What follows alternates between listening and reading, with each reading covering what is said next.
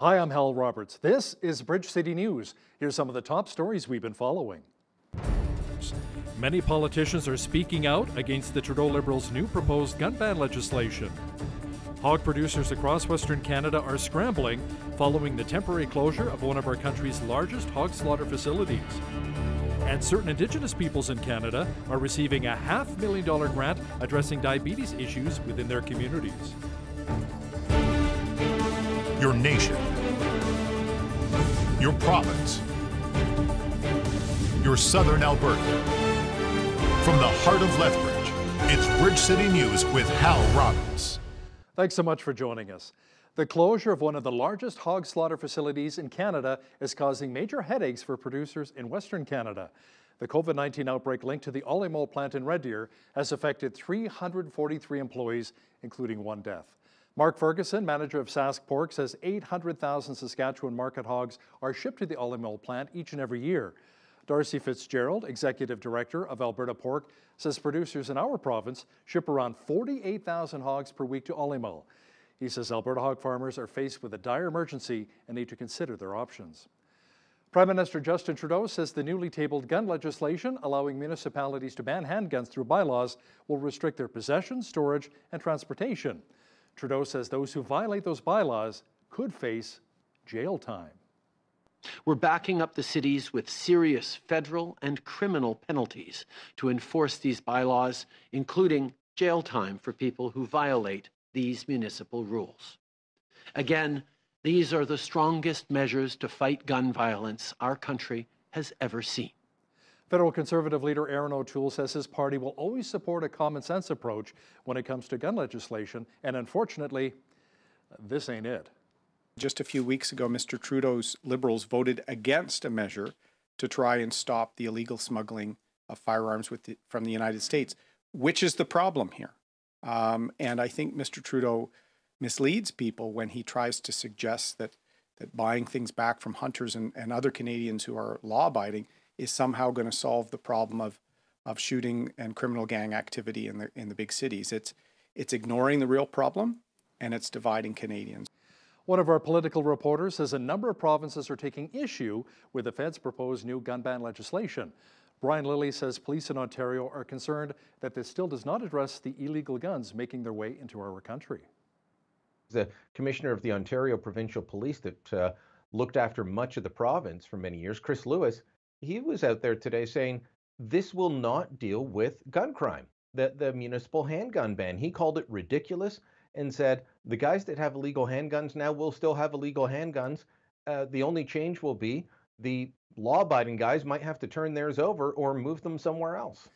Mr. Lilly will have more on what Ottawa's proposed gun ban legislation will mean for Canadians coming up later in our broadcast. The Alberta and Saskatchewan governments are not happy with the proposed federal legislation that would allow municipalities to ban handguns. Alberta Justice Minister Casey Medu says Ottawa is obsessively focused on duly licensed Canadian firearms owners who have used their guns legally for generations. He says legal handgun owners should not be treated like criminals. In a release, Minister Medu had this to say: "We know that the overwhelming majority of guns used in committing crimes in Canada are illegally smuggled over the U.S. border, and we fully support efforts to crack down on smuggled guns. We wish Ottawa paid more attention to this very real issue rather than trying to score cheap political wins." Saskatchewan Premier Scott Moe says his government was not consulted about the federal bill. He notes his province recently amended its own legislation to block Saskatchewan communities from banning handguns. A restaurant in Lethbridge experienced a break-in this week. Now, crime is not new to our city, but the owner of the Fusion Eatery is extremely frustrated. As Loris Alexander explains, the owner is speaking out about the incident. On the morning of February 15th, Annie Fang made a heartbreaking discovery. Her restaurant had been robbed and vandalized. This is terrible for us because we just opened back for the business on the 8th, not even 1 week yet. And this is to happen. Fang says this isn't the first time her restaurant has faced a disruption. I need the police to pay attention. Before that, we were already pretty carefully to check it out the closing, when we're closing time every night. We already pretty carefully to check everything or door, it's being knocked or not. Fang believes the culprit snuck in on February 14th, late evening, when the restaurant was very busy.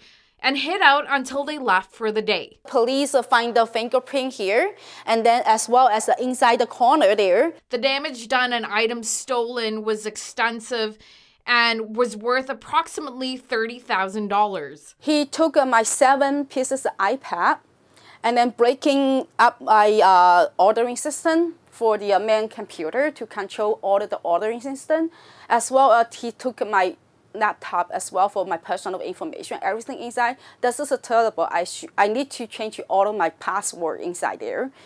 And then as well as he break up all of the camera. And then we need to fix the camera because it was expensive system as well. And even the phone, the business phone, it's gone.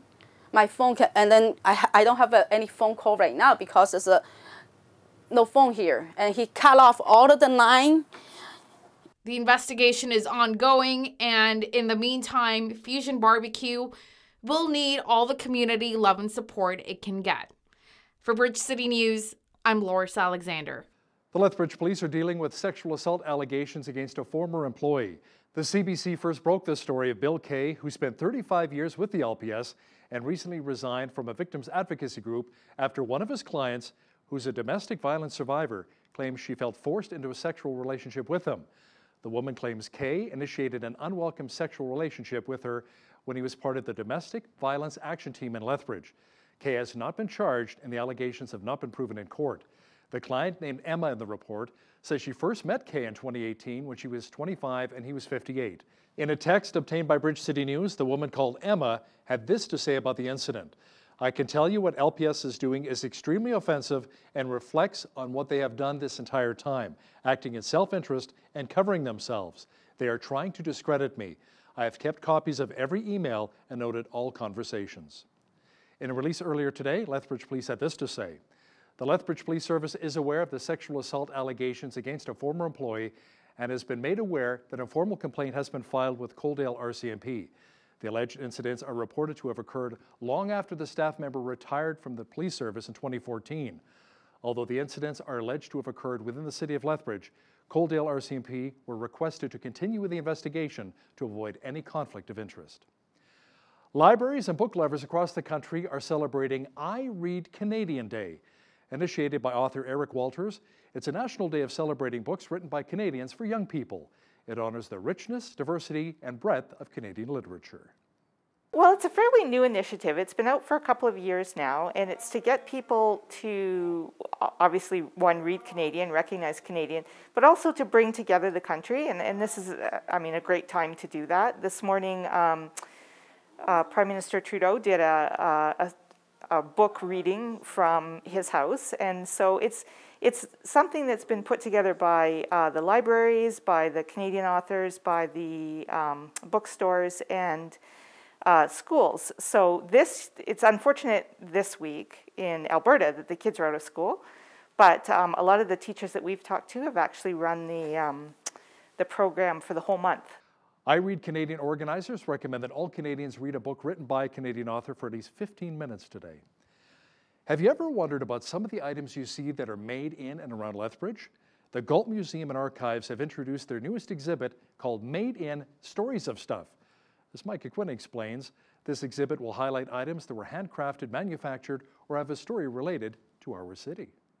The Galt has been closed to the public due to COVID-19 restrictions, but the museum has gone full circle by switching to an online format for their exhibits. And it's been really interesting because through the video format, we've actually kind of increased our range. So we're getting feedback from people, as far away as Vancouver Island or the shores of the Hudson's Bay. Every object has a story, but the best were selected for the Made in Stories of Stuff exhibit. So first of all, we worked with a group of Niitsitapi knowledge keepers and elders who were able to make some selections of objects in our collection and share their knowledge about where those objects were made, what they were made from. And then we focused on some pieces that were made in Lethbridge, since settlement. So some agricultural pieces, food processing, and other things that people may not know have been made in and around Lethbridge. This Italian accordion was donated to the Galt a few years ago, and it has a special connection to Lethbridge. And it was owned by a fellow who immigrated to Lethbridge in 1924,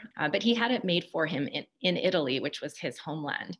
And he was part of the Italian-Canadian club here in Lethbridge, so he would frequently play for things like the club's picnics or family gatherings, different community events. And so it's a piece that I think really connects strongly with his home in Italy, but something that allowed him to bridge his new home here in Lethbridge and maintain some of those family connections. The exhibit will be up until May 9th of this year at the Galt Museum and Archives. For Bridge City News, I'm Micah Quinn.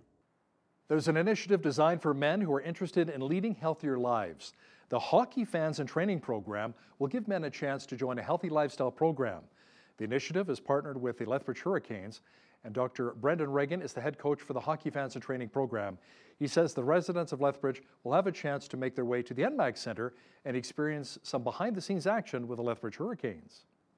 We've partnered with the University of Lethbridge as well to deliver this program, in addition to the Hurricanes. And so we anticipate having students that are enrolled at the University of Lethbridge being the ones who will receive the Hockey Fit Coach Training Certification Program, where we teach them on the content that should be covered during the program, as well as the style of delivery that we have found is most effective with this group. And then they'll be the ones that actually deliver those 12 weekly sessions to fans in the Lethbridge area. No dates have been set as yet, but for more information on the program, you can visit the Hockey Fans and Training website. The town of Coaldale wants to improve the health and well-being of its residents, so they partnered with Alberta Health Services in an initiative called Healthy Communities by Design. According to AHS, health outcomes such as life expectancy, cancer rates, and infant mortality rates can differ between geographies and even within communities.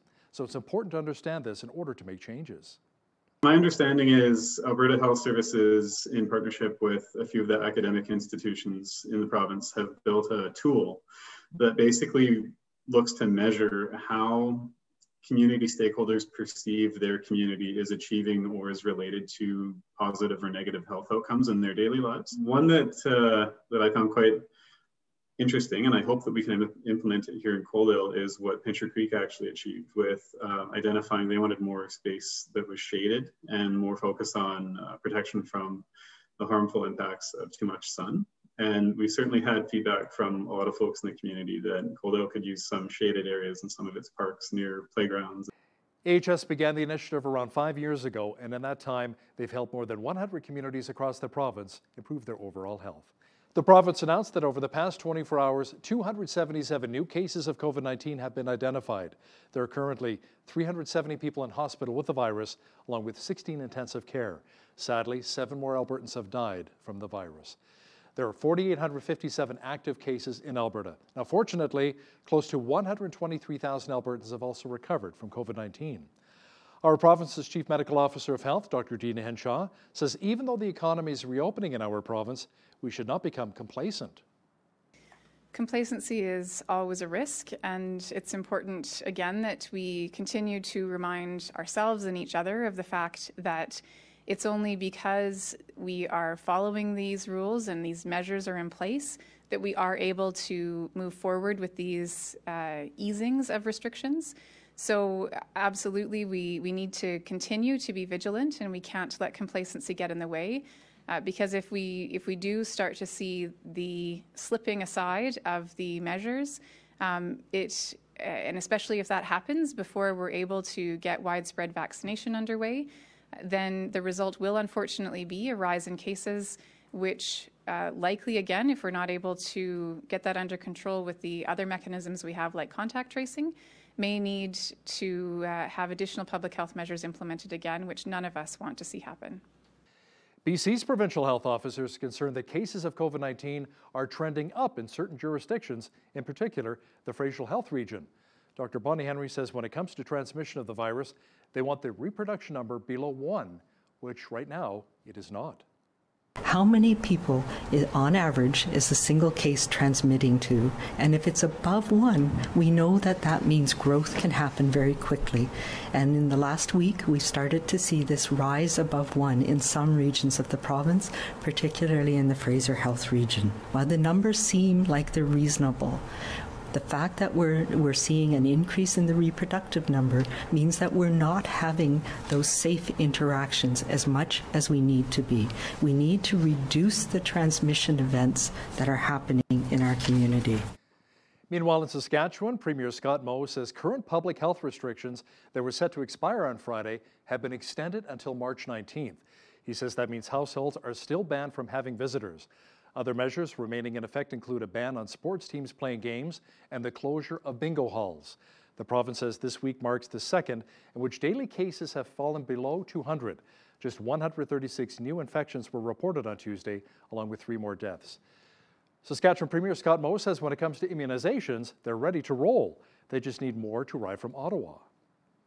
We are ready to ramp up very quickly in Saskatchewan to 226 immunization clinics, covering about 181 communities across the province, and those are just the Saskatchewan Health Authority clinics. That does not include other locations such as physicians' offices, pharmacies, and any other community organizations that we may have the ability to partner with as we go through this vaccination effort.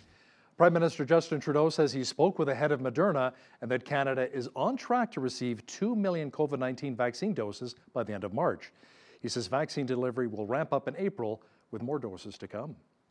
Months ago, we promised a total of 6 million vaccines by the end of Q1, that is, the end of March. That's exactly what we're going to deliver. Following that, the ramp-up phase in April will feature many more millions of doses. We'll all be better off as we see doses coming into Canada, getting into people's arms, helping our parents and grandparents, getting our essential workers vaccinated as we move into the spring. A 2016 study done by the Canadian Medical Association Journal says that 8 in 10 Indigenous youth will develop diabetes in their lifetime. The Raven Indigenous Impact Foundation received a $500,000 grant from the World Diabetes Foundation to create a diabetes reduction bond. This money will go towards financing diabetes interventions for Indigenous communities across Canada. The whole idea of doing a diabetes reduction bond is to accumulate private capital, about $22 to $23 million worth of private capital that could use to fund those interventions over 5 years. You measure those interventions, and based on success, the government of Canada pays for performance. They would pay a small rate of interest to the people who put the capital in, but what you get out of that is exponential savings for governments in the hundreds of millions of dollars in sort of getting at type 2 diabetes. And we normally, the World Diabetes Foundation normally do not fund projects in wealthy countries like Canada. But in this case, it's a special occasion because we feel that we need to give back to Canada. So that's why we are funding this project. The first part of the initiative will help prevent diabetes in 6 Indigenous communities around Manitoba, in the Island Lake Nations, and Mi'kmaq Nations in Prince Edward Island. On Tuesday, we shared with you part 1 of a special 3-part series on the controversial Grassy Mountain Coal Project. Today, we show you the economic impact the project will have in the Crow's Nest Pass region, along with other areas across southern Alberta. Bridge City News video journalist Ainsley O'Reilly has more in this special report. Without question, if approved, the Grassy Mountain Coal Project will bring jobs to southwestern Alberta. About 500 jobs during a 2-year construction period, and 400 full-time jobs during its 23 years of operation. That's 400 high-paying jobs, 400 families living in the Crow's Nest Pass. So that's a huge impact. We need good-paying jobs that are going to give people a chance to look after themselves, put a roof over their heads, and save for a proper retirement. City officials from the Crow's Nest Pass and the nearby community of Pincher Creek are looking forward to the diversification of local economies and immediate revenue. We support the project simply because of the economic benefit to the area. If we don't have growth, we don't have new businesses coming here, tax rates start skyrocketing because the lines cross. The project also aims to bolster provincial and federal capital. Riversdale Resources claims that over the life of the mine, If metallurgical coal prices average around $140 US per ton, it will pay more than $1.7 billion in royalties and taxes combined. If we say no, we don't want it, we become a community that we don't want any business here. And that's not right. If we don't do that, what will happen is the Crowsnest Pass will end up like a Canmore. You want to buy a lot here? You want to live here in the mountains? Get your checkbook out. It'll become a playground for the rich. The pass is breathtakingly beautiful. Many say that when you blow up the top of a mountain, the noise itself will turn away tourists.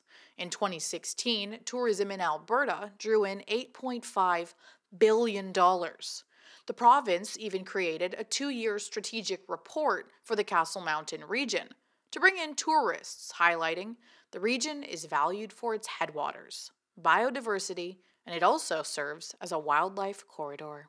Can you imagine what it's going to be like when you're 8 kilometers away from them blasting a mountaintop? It's unfathomable, actually.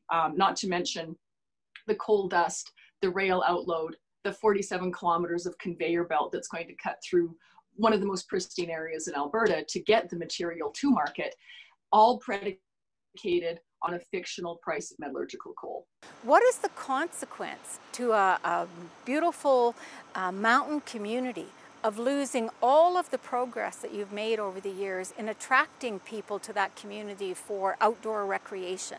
Are they really going to come and view an open pit coal mine when now they can come and climb and see beautiful mountains and wildlife and birds? Water is priceless. The agriculture industry generates billions annually. Local ranchers are outraged that Grassy Mountain and other proposed mines are in their backyards. We are creating a massive economic liability for based on profiteering of foreign interest coal mines, where our royalty structure for the foreseeable future will not see any financial benefit. It's the trade-off that I feel that I have to most represent is, will mining jobs be created? Quite likely or possibly, but will that detract and cause a loss of jobs in the agricultural food processing sector?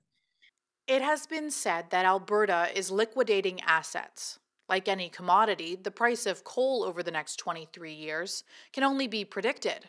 However, Grassy Mountain would put food on the table for many families, while farmers worry about sustaining that same food for Canada. For Bridge City News, I'm Ainsley O'Reilly.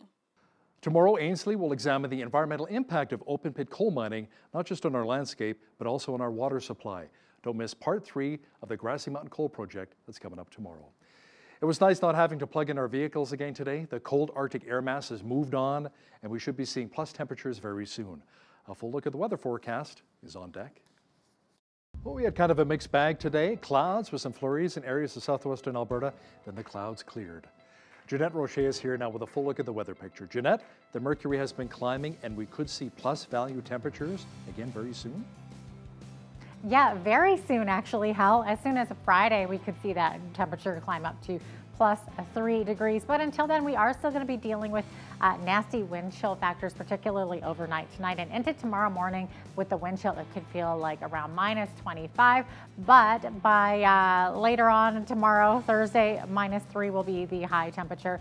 Sunshine as well expected tomorrow and throughout the weekend as well. Friday, as I was saying, mercury climbing to 3 degrees, staying that way for Saturday, climbing even further for Sunday. 12 degrees is the high.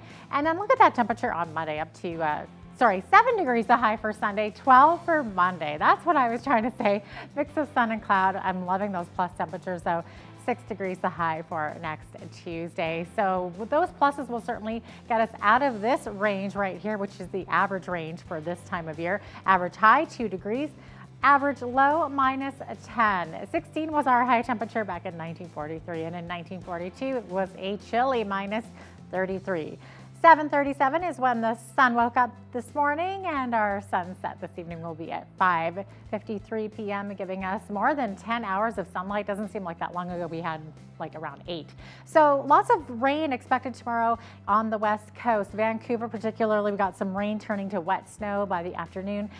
Victoria, going to be the windiest place in the country. Along the coast there, up to 60 to 80 kilometer per hour winds. -5 the high in Edmonton, -4 in Calgary. A little bit of increasing cloud by tomorrow afternoon in Calgary. Now in the rest of the prairies here, they're still dealing with those wind chill factors and risk of frostbite. -17 the high in Saskatoon, -13 for Regina, and a chilly -14 expected in Winnipeg tomorrow. Over here in the central part of the country, Toronto going to be experiencing periods of snow by the afternoon. Mainly sunny in Ottawa and Montreal, although increasing clouds throughout the day tomorrow. -5 the high in those cities. Also sitting at a wind around 15 kilometers per hour, and that wind sitting steady in places like Fredericton and Halifax tomorrow, although lots of sunshine. -5 the high for Fredericton, -3 for Halifax, -7 in Charlottetown, and in St. John's, Newfoundland, -4 is the expected high, and they could get a bit of wind as well, up to 50 kilometers per hour. So there you go. That is your forecast. Canada's annual inflation rate came in slightly higher than expected last month. It rose to 1%. The year-over-year increase in the Consumer Price Index was up from 0.7% in December. It was also higher than the 0.9% analysts on average had predicted. Stats Canada says the increase was due to higher prices for durable goods and a 6.1% increase in gas prices in December. When gas is excluded, the agency says the annual inflation rate last month was 1.3%. Shopify says it was seeing new clients make their first sale every 28 seconds during the pandemic. That compared with about every minute before the health crisis. The Ottawa-based e-commerce company revealed the figure as it reported a fourth quarter profit of $123.9 million US. Now that's up from $771,000 a year earlier. Revenue nearly doubled to $977.7 million as Shopify benefited from COVID-19 lockdowns that drove online sales. Ford has announced a major push into electric vehicles in Europe. The company is wanting to convert its entire passenger car lineup on the continent to electrics by the year 2030. Ford says it will spend $1 billion US to revamp its factory in Cologne, Germany. It will be used as a base for production of zero local emission cars using Volkswagen's mechanical framework. The first new electric car is expected to reach the market by June of 2023. The chief executive for the Marriott hotel chains has died. Arnie Sorensen began limiting his schedule to pursue a more aggressive cancer treatment. He grew Marriott into the world's largest hotel chain and for the past year steered the company through the COVID-19 crisis. He was first diagnosed with cancer in 2019. Arnie Sorensen was just 62. Now, here's a look at today's markets. The TSX was down 117 points on the day to finish at 18,375. The Dow was up 90 points to 31,613. The S&P 500 was down 1 point to 3931, and the Nasdaq was down 82 points on the day to 13,965. West Texas Intermediate Oil was up $1.63 to $61.68 US per barrel. Natural gas was up 10 cents to $3.23 US. Gold was down 13 cents to $17.76 US an ounce, and silver was even on the day at $27.39 US an ounce.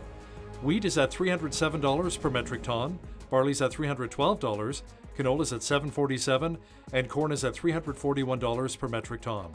Live cattle were down 85 cents to $115.30, feeder cattle were down $2.35 to $138.43, and lean hogs were down $1.28 to $84.90. The Canadian dollar was down slightly over the past 24 hours to 78.72 US.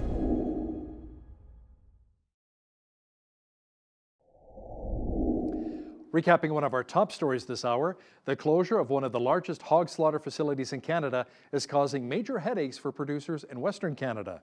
The COVID-19 outbreak linked to the Olymel plant in Red Deer has affected 343 employees, including one death.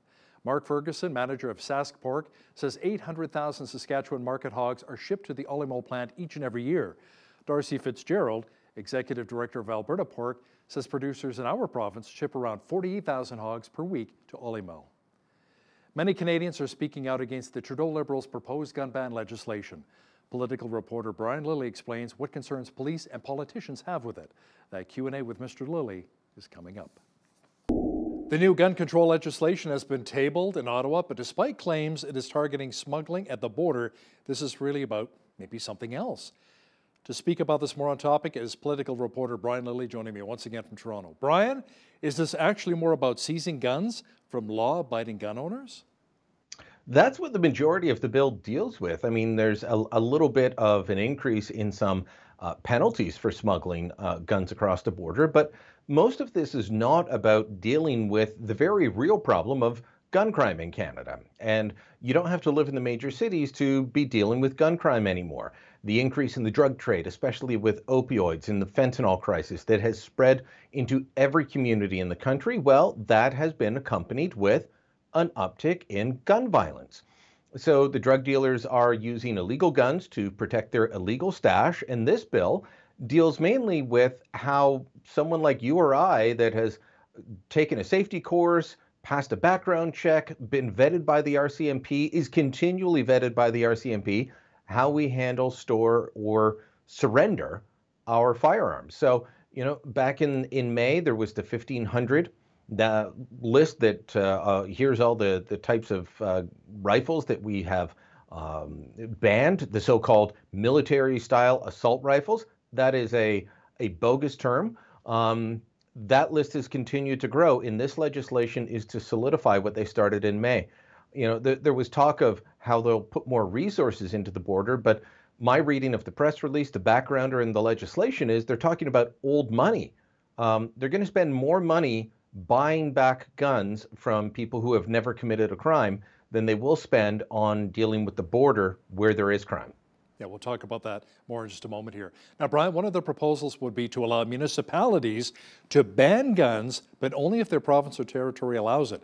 That seems like an odd way of actually banning firearms. It really is, and it will become incredibly problematic. Still trying to determine how much the province or territory that the municipality resides in has to be on board with this, because there's different sections of the legislation where it says that the Minister of Public Safety, that being the federal minister, will keep a list of municipalities where firearms are banned by bylaw, that this list will be made public. And it doesn't mention provinces, but in other areas it talks about, you know, needing the approval of the province or territory. So look, municipalities are creatures of the provinces. The federal government has no jurisdiction over them. This is a bizarre way to do this. If they wanted to ban handguns, they should have tried to ban handguns. But they know that there isn't a lot of public appetite for that. And, you know, as a former OPP commissioner, he's the commissioner of the Ontario Provincial Police that looked after much of the province for many years, Chris Lewis, he was out there today saying, this will not deal with gun crime, the municipal handgun ban. He called it ridiculous and said, the guys that have illegal handguns now will still have illegal handguns. The only change will be the law-abiding guys might have to turn theirs over or move them somewhere else. Now, Brian, some have actually called this gun legislation announcement an attempt to really change the channel from the Trudeau Liberals' disastrous vaccine rollout. What are your thoughts? I think there's got to be some of it. This is something that they did campaign on. They campaigned on this in the last election. They announced back in May that they would be doing this. The timing, you know, does look like an attempt to change the channel. They've been having bad headlines for several weeks now. A lack of vaccines being delivered. 0 3 weeks ago. 79,000 for the whole country 2 weeks ago. 70,000 this week. Provinces don't have doses that they need to vaccinate the population, especially the most vulnerable. So it's been a series of bad headlines. The government wants to talk about anything else other than a lack of vaccines. There's just a poll out from Leger and the Association of Canadian Studies showing that 69% now blame the Trudeau government. That's up. The number of people blaming the provinces is still the same. It's at 14%. That hasn't really changed. But increasingly, Canadians are saying, this is a problem and we blame you. So what do? You come up with a big announcement, a bold announcement that people have to talk about, and you hope that they stop talking about your failures elsewhere. But in many ways, he's trying to replace one failure with another, because this will not reduce gun crime. After weeks of shipment delays, Brian, Ottawa is expected to get a huge influx of vaccines after virtually sitting idle. Now, will the provinces be able to handle the large rollout? Provincial officials that I've spoken to in multiple provinces say yes. This is something that local media have asked every premier and medical officer that pops their head out to answer questions. Well, can you handle this? I forget the number that Alberta says it can handle in a day. I think in the neighborhood of 14 to 15,000 a day. Ontario saying they can quickly ramp back up to 40,000 a day if they have the doses. We won't quite be there yet. It's going to be a lot more than we've had over the past several weeks. To give you an example, when we went down to 70,000 for the entire country, I think that week Ontario was supposed to get 130,000 alone, so almost double what the entire country got. Their provincial rollout plans have had to sit idle or adjust. Focusing on, in most places other than Quebec, focusing on getting those second doses. And that's why you've seen the numbers go up and down in terms of how many doses each province has given. Well, Hal got vaccinated 2.5 weeks ago with his first shot. We've got to hold these back to get him his second shot at the 3rd week or just after that. That's what they've been doing for the past several weeks instead of getting needles into arms as quickly as possible because the doses just haven't been there. Now, last time we chatted, you said if Canadians were able to see a huge vaccine rollout, like you said, get more needles in the arms, we may actually see Prime Minister Trudeau go to the Governor General, whoever that is, dissolve Parliament and head to the polls. What about now? Well, he would have to turn it around quickly. So, one of the parts of bits of speculation has been that he's looking for a budget in the last week of May. So May 20 something would be the budget. Early April, find a reason to dissolve Parliament or do something that unites the opposition parties to vote you down. It is trickier than people think.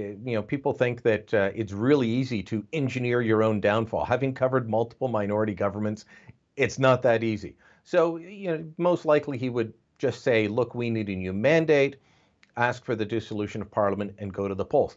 There would have to be an awful lot of needles going into arms by the end of March.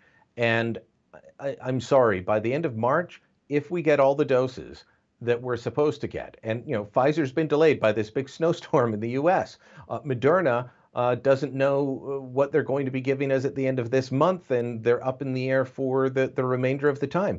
If we get all 6 million doses, Hal, that is just enough to do 7.8% of the population. The United States is getting close to 20%. Britain is over 20%. Tiny Gibraltar is now leading the world at well over 75%, but Israel's right behind it. So, we don't even have to compare ourselves to the world leaders like Israel, which is a special case. They, signed a special deal to get access to the vaccines. Good for them. But we're behind so many other comparable countries and countries that you would never think that a G7 country would be behind. Why are we behind Serbia or Malta or the Seychelles in terms of vaccinating a percentage of our population? So if those numbers persist, and they will, even with the 6 million doses, it's going to be hard for Justin Trudeau to sell this. Now, last week, Manitoba Premier Brian Pallister made a surprise announcement that his province was signing a contract for a made-in-Canada vaccine tested in Toronto, manufactured in Calgary. Now, that company, Providence Therapeutics, says they can provide millions of doses this year. Do you think maybe other provinces may be joining Pallister? Right now they're kind of dancing around this, trying to figure out what to do, looking at the supply chain that's there. There was another poll, I mentioned the one from Leger in the Association of Canadian Studies. There was another poll from Angus Reid last week on who do you blame and how do you feel about the vaccine rollout, and Manitobans were the most angry. More than 80% upset at the federal government's handling of the vaccine program and calling it a poor job. So in some ways, it doesn't surprise me that Pallister was the first out of the gate on this. I think it'd be wise for Jason Kenney to jump in there. The federal government is now saying, oh, look, we're going to try and work with the provinces to develop a Buy in Canada vaccine program. That's not where they were a couple of weeks ago. So Pallister's moved the needle with this. Providence says they can produce 50 million doses this year. We're now looking at the fact that this may end up being like the flu, where there has to be a new vaccine every year, and people who are at risk are getting the shot. No, maybe not all of us, but we may need to start doing that. And at that point, constant vaccine procurement, just like the flu. We got 14 million flu shots at the beginning of the flu season this year. Will we start to need that many for something like COVID-19 and the variants that keep coming? Possibly. So it's not a bad move, and I wouldn't be surprised to see some other premiers jump in, even if they're not, full-scale orders, buying in at least a little bit. I'm just thinking of some of the money that these pharmaceutical companies will be making here in the next couple of years. Wow, it's incredible. Pfizer, Moderna, BioNTech, all of them.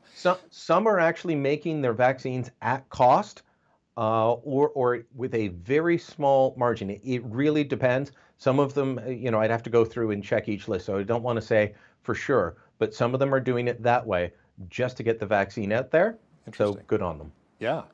Canada has sought the support of a number of allies calling for an end to arbitrary detention, Brian. Now, was this specifically aimed at China and the kidnapping of the two Michaels, Michael Spavor and Michael Kovrig? Well, the official word is that this is country agnostic. Iran does this, Russia does this. Is there a chance that it's about China? Absolutely, because Canada was able to put together a coalition of more than 50 countries to say arbitrary detentions have to stop. But they want more countries to sign on. I think it's 57 right now, and they want more to sign on. But China has taken this very personally. They have threatened Canada. It's not the first time. They do it on a regular basis. I say we keep giving them raspberries and telling them to get lost. But that's my view. They've threatened Canada over this and said there will be consequences. Our relations are so bad, I don't know how they could get worse unless they start taking it out personally on Mr. Kovrig and Mr. Spavor. But the world is watching now. As I said, 57 countries. Amal Clooney, who is the world-famous human rights lawyer, married to an actor guy you might have heard of named George Clooney, she was part of this conference that launched this and called on countries like China, like Iran, Russia, North Korea to stop these arbitrary detentions. So hopefully this starts to grow. Will it help? I don't know. My first reaction when I saw this was, these guys have been in detention for almost 800 days now.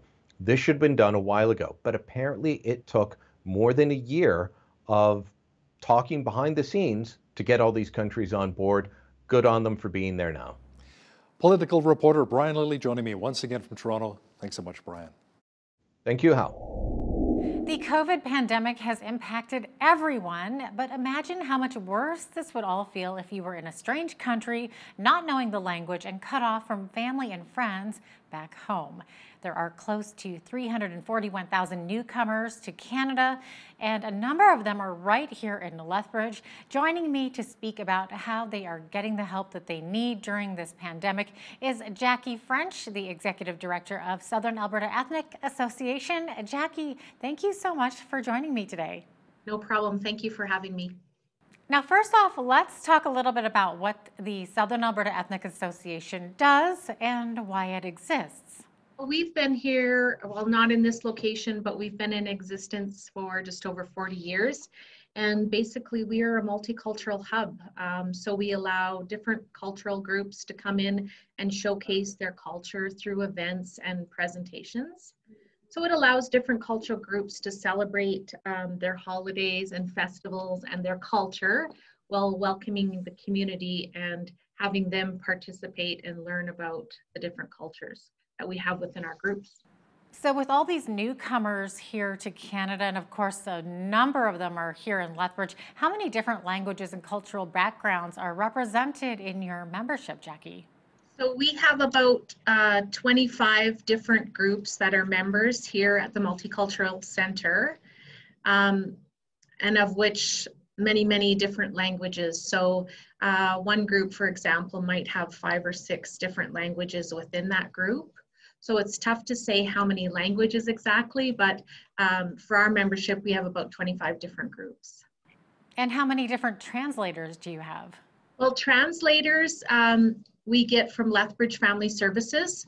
So if somebody is in need of a translator, we will hire a translator through Lethbridge Family Services and get them to assist us with either translating a document or translating for us. We do have some members and staff members on site that speak different languages as well. So if we can utilize them, we do. And if not, then we reach out to hire a translator. Okay, and speaking of languages, a lot of your members struggle with that language barrier, and that sort of isolates them from the community. So how have they been handling this crisis? How are they feeling about it all? Yeah, I mean, COVID is very difficult for everybody, but it's especially difficult if you're from a different country and, you know, this is all new to you and you don't know a lot of people, you don't have a lot of family around, so that makes it even more difficult. And you could be living with a stranger, you know, different circumstances. So that's why we're trying to offer this program to help with that. Now, Jackie, your organization has a COVID-19 assistance relief program, and this is brand new. So what's the main objective of this new program? I mean, the main objective of this program is to assist our members and to assist newcomers. So COVID can be difficult to understand when you have a language barrier or if you're alone. So basically the program is set up to help people that are struggling with anything to do with COVID. So it could be if they're in isolation, they may need somebody to go get groceries for them, or they may not know how to set up a COVID test. So we're receiving a lot of calls about that, is they need assistance to help set up for COVID tests, or they may need help filling out EI forms, or for CRB application, or any kind of government documents that they may struggle with reading the English language. So, or I mean, sometimes it's hard enough even for us to understand those documents or how to fill out those forms. And so imagine having a bit of a language barrier. So we're assisting with any kind of that, you know, any kind of assistance with that. They may also need help with supplies. So they might need sanitizer, or they might need masks, or they might need to know, how do I care for my husband that has COVID? So we assist with that. We also assist with job search. So they may have lost their job due to COVID. So they may be struggling, well, where do I find a job? So we try to help with that. Really anything, or translation of documents, or they may need us to set up doctor's appointments for them, or maybe they're struggling with depression or isolation, so then we can set up appointments for counseling for them. Really anything to do with COVID, we try to help with that. And are these volunteers then that you have set up to help your membership, or are they your employees? Yeah, currently we're using our staff, and then we have hired a contracted COVID relief program coordinator. And so he is one of our members, and he was doing this project with his own group. And now I said, you know, what a great idea. Let's expand this to our whole membership.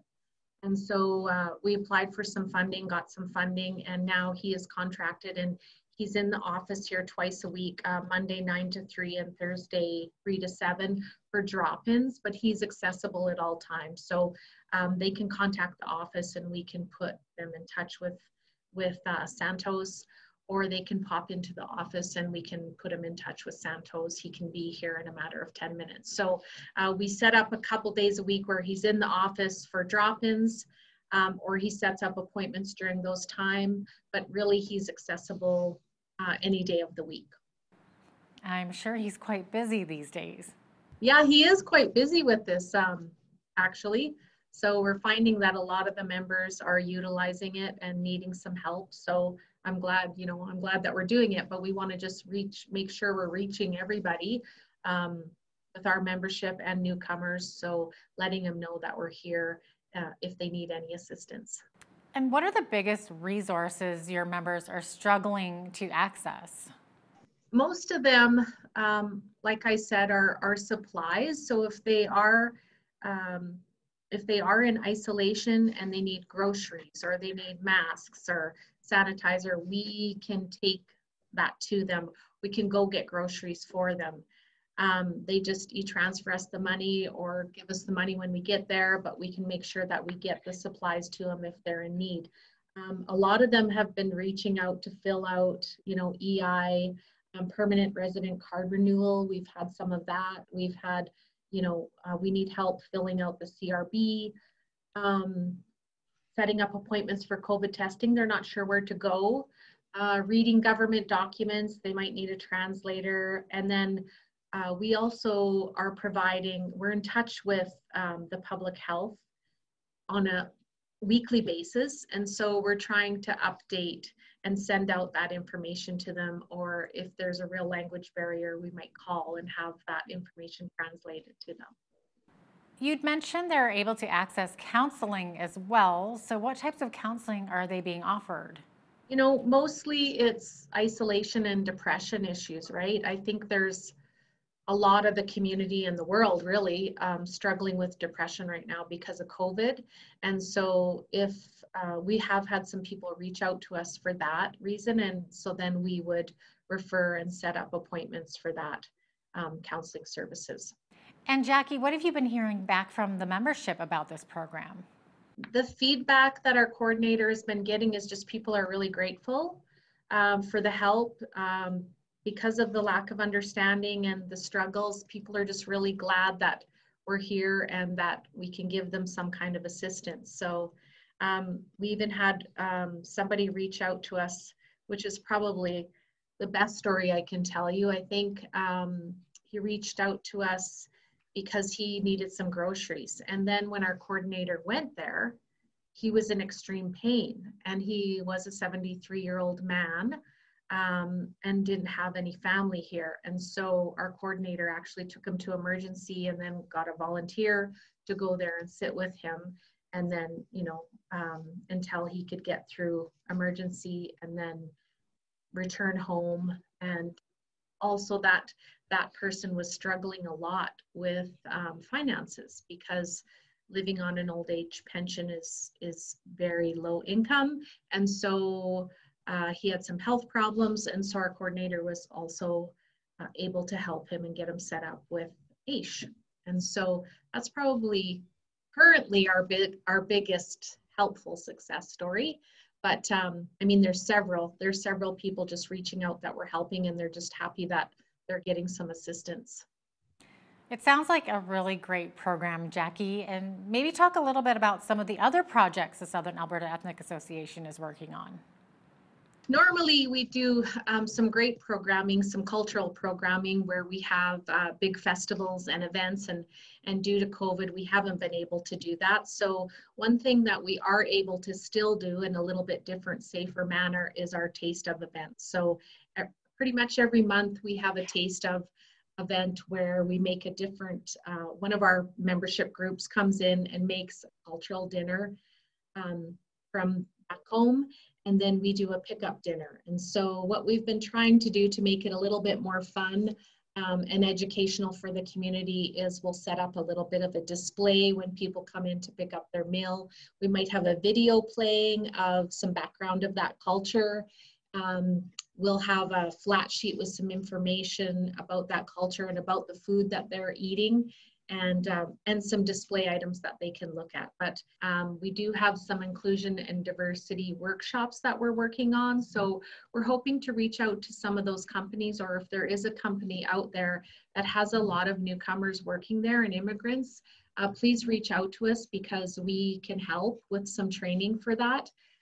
That's something that, we've done in the past, and we want to kind of become a leader in the community of. So we would like to offer more information and education on inclusion and diversity. So if you are a company that's looking for that, please, reach out to us and we can help you with that.